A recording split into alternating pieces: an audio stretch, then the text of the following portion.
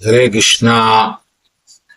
आज का हमारा सत्संग श्रीमद् भगवद गीता के दूसरे अध्याय का 64वां श्लोक।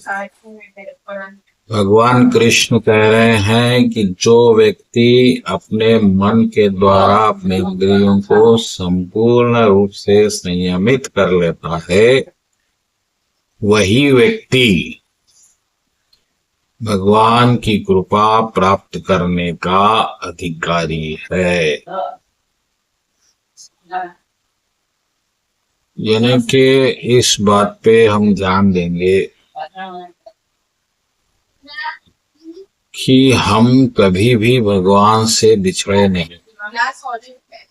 आत्मा और परमात्मा का ऐकत्व हमेशा ही रहा है।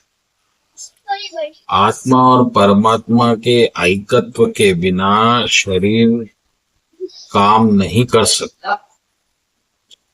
जितना शरीर के लिए आत्मा अनिवार्य है, उसी तरह परमात्मा भी अनिवार्य है। और क्योंकि ये दोनों एक है, इसीलिए ये शरीर काम करता है। यानी उनके प्रेम की कृपा से आत्मा परमात्मा की जो चेतना है, उसका जो प्रतिबिंब है, वही शरीर के रूप में प्रकट होता है, जो मन द्वारा संचालित होता है। लेकिन मन की जो चेतना की आनंद की अवस्था है, स्वभाव है, वह इंद्रियों के वजह से वंचित हो जाता है। क्योंकि मन जब कल्पित वासनाओं में भ्रमित होता है, तो फिर उस भ्रमित वस्तुओं में राग पैदा करके भटकता है और फिर वो आत्मा परमात्मा के ऐकत्व को भूल जाता है।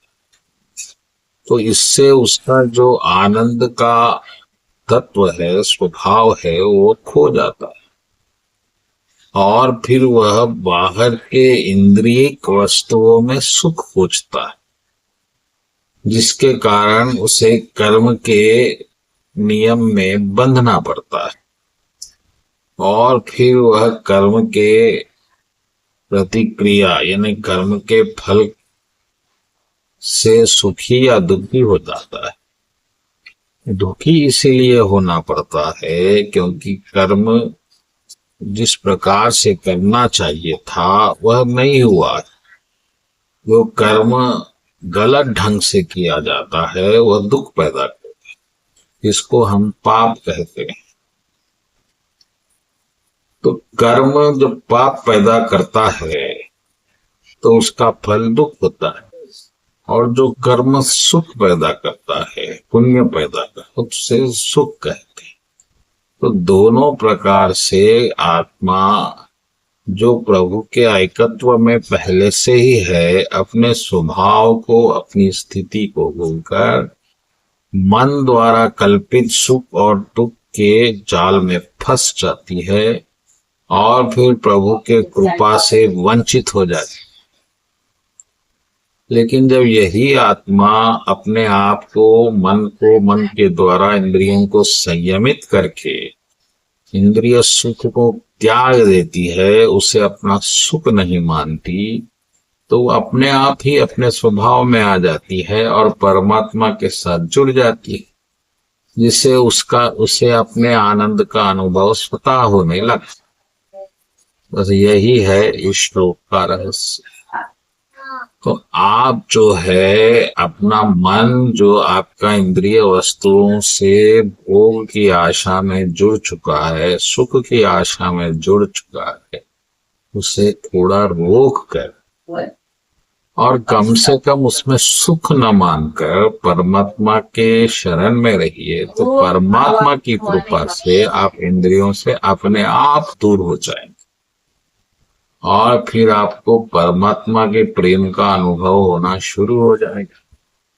तो जैसे प्रेम का अनुभव से प्रेम का आनंद मिलेगा, तो आप वस्तुओं में आनंद क्यों ढूंढेंगे? क्योंकि जिसको पाना भी कठिन कर्म के माध्यम से करना पड़ता है। तो इस तरह से प्रभु कह रहे हैं कि उसी को कृपा प्राप्त होती है जो वस्तु भोग की सुख का त्याग करके अपने आप को नियंत्रित रखता है, वही परमात्मा के प्रेम का और आनंद का अधिकारी बनता है। बोलो कृष्ण कन्हैया लाल की जय।